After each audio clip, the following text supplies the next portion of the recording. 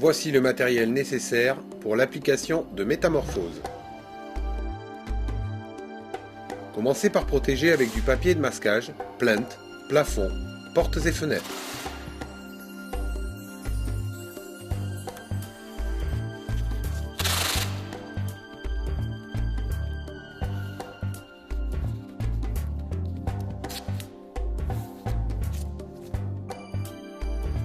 Avant d'appliquer la sous-couche métamorphose, il faut s'assurer que le mur soit bien imprimé.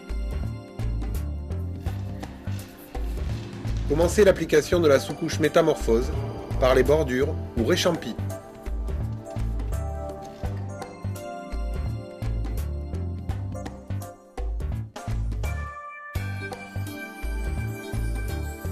La sous-couche métamorphose s'applique au rouleau moyen 12 mm en couche régulière à raison de 100 g par mètre carré.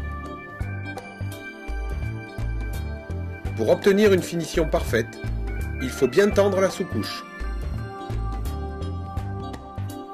La sous-couche métamorphose est une peinture acrylique et le nettoyage des outils se fait à l'eau.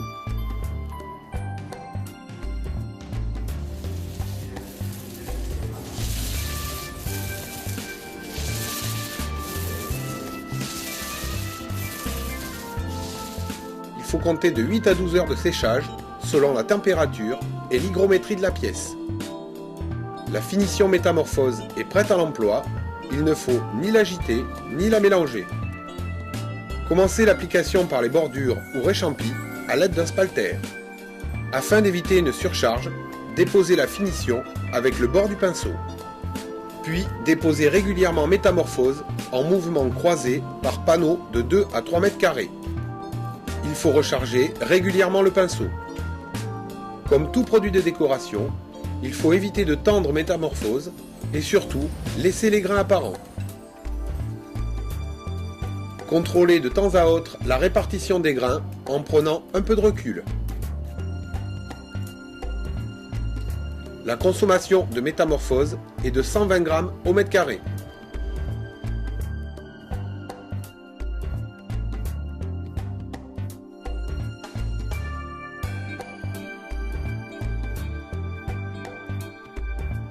Métamorphose est un produit de décoration qui s'intègre à tout type d'intérieur.